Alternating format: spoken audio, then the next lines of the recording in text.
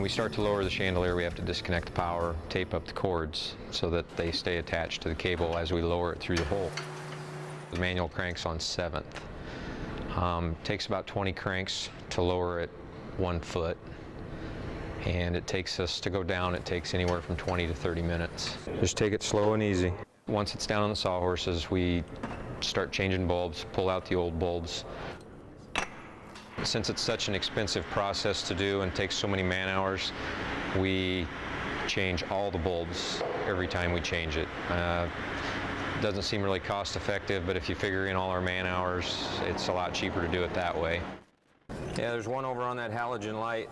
The state capitol is an interesting place to work, and I enjoy it. We've come across a lot of interesting things. This is a pretty magnificent piece, and to be up close working on it, you get to see a lot of detail that you don't when it's, 40, 50 feet above your head. So from that point, to work on the chandelier is kind of nice and interesting because not everybody gets to see it up close.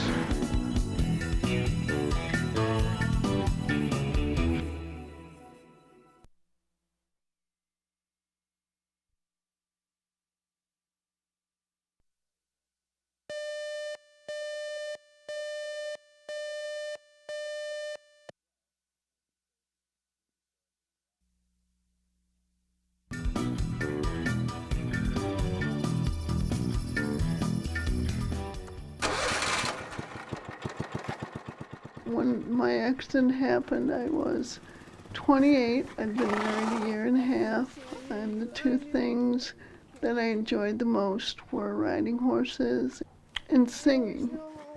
In 45 seconds, that changed entirely, and those things are gone. She threw me, my foot stayed in the stirrup, and she dragged me about the length of a football field. I hit my head and my jaw on the guardrails of the fence, broke my neck at the second cervical vertebrae level, and the initial prognosis when I got to the hospital was she'll be dead by afternoon. The healing power of a horse, that's where it's at for me. Cindy is a miracle to me. She's a tough cookie sometimes, as far as, no excuses, live your life the best you can with what you've got, and she personifies that to me. I want people to know, one, that miracles still happen, and two, there is life after injury if you decide you're going to dig in and do the best with what you've got.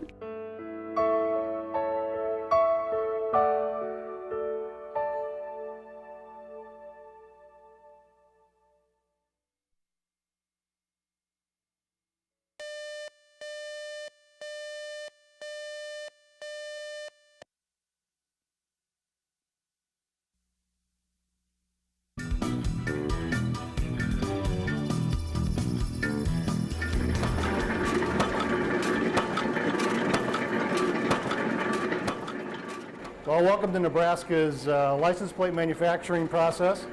Basically what we do is DMV is our customer, Department of Motor Vehicles, and they provide us with a download into our computer system of their orders.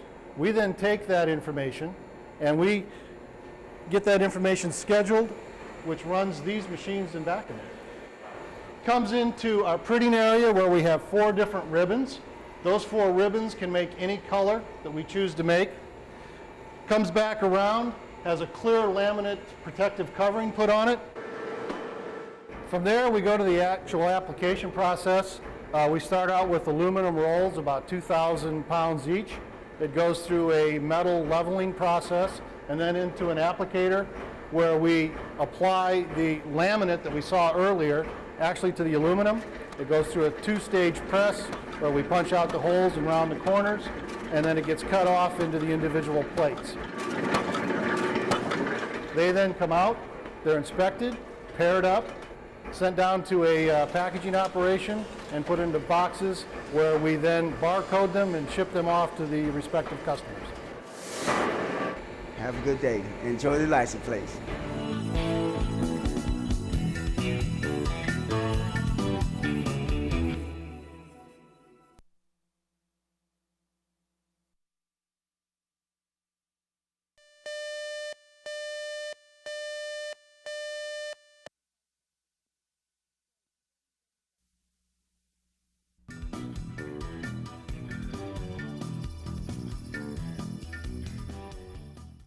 I love it. I enjoy entertaining.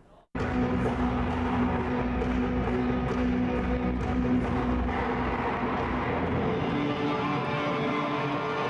now, ladies and gentlemen, let's meet the starting lineup for your Lincoln Stars!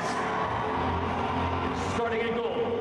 I want to give them all the energy I have to get them all charged up. Steve Sergio! It doesn't matter how I'm feeling either. There's times I haven't felt well, I've been sick, or something's happened with, a sickness in the family or death, and I just come here and give it all I got. I put everything behind and just give it to them. Lincoln goal scored by number 9, Dan Rydell! His voice is, it's awesome because he can do everybody's name different. I haven't heard a PA or announcer in the league that compares to what he does. Lincoln goal scored by number 14, Ryan Hall! I enjoy sports, and I enjoy announcing, and I love to see people get excited. So every year it just seems to get better. Thanks again, and good night from the Icebox.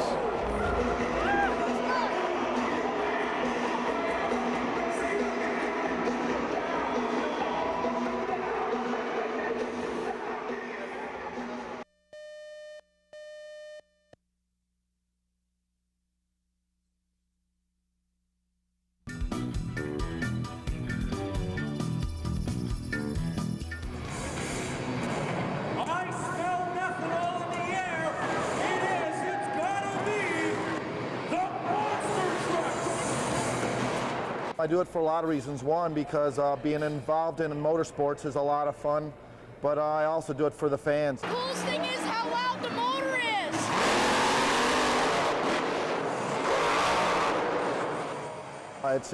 It's a lot of fun. The level of energy is just phenomenal.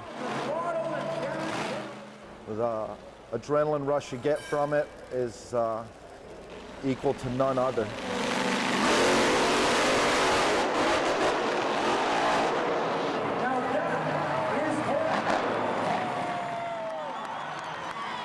Kind of makes you want to be behind the wheel a little bit. I want to give them the best show in racing that can be given to the audience from the seat of a monster truck. I've given my whole life to monster trucks and coming out here and performing for the people.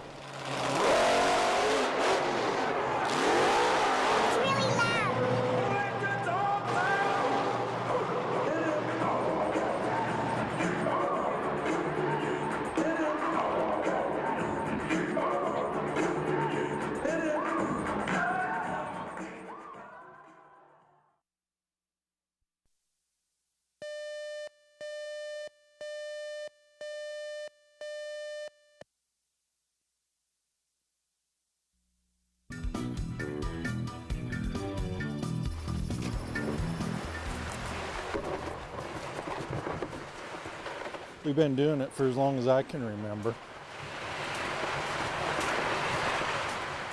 And it was Dad and Grandpa and Uncle that took us when we were kids, so.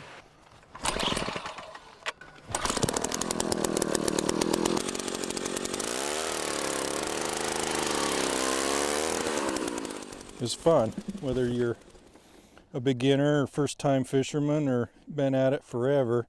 It's just fun to watch that bobber go down. Oh, it's always a good feeling. I don't care if it's the first one or the last one. It's fun to come out here with my grandpa and my dad, learn how to fish, and maybe catch more fish than they do. Fishing's been I guess a hobby of mine for 60-some years, so just naturally you'd pass it on and try and teach it to your kids and just enjoy it. Meantime, I gotta land a fish over here. It may be cold, but a little bit of preparation and equipment and you can enjoy it, and I can't think of anything better you could do and be together.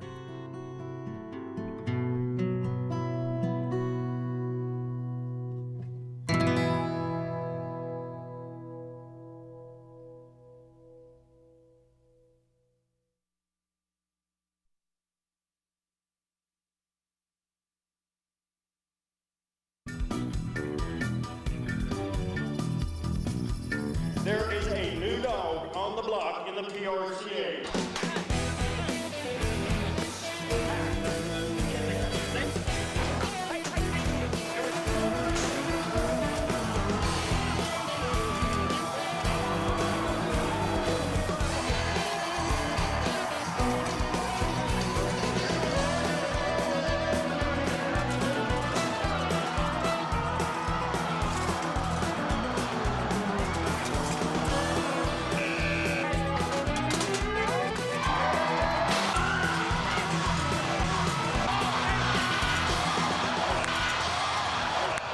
They don't necessarily want to see someone get hurt, but if they do, they don't want to miss it. And they don't want to see someone get killed, but they want to see them get a little hurt or just a rush. I try not to think about it. Last weekend in Madison, when a bull stepped on my chest, it scared me a little bit. Right away, I thank God to be alive, because 8 more inches up, he would have been on my throat.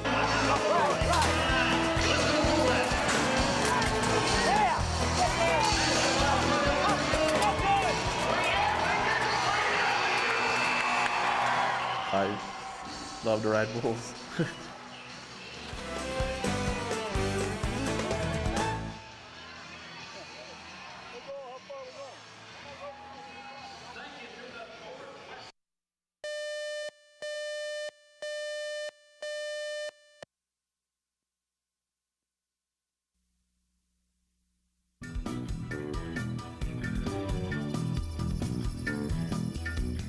What's fun?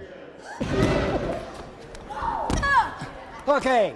I think I was 39 when I first heard of Mr. Shada. Get somebody to help you to teach you how to tie your belt, so you have a square knot that will stay in tie.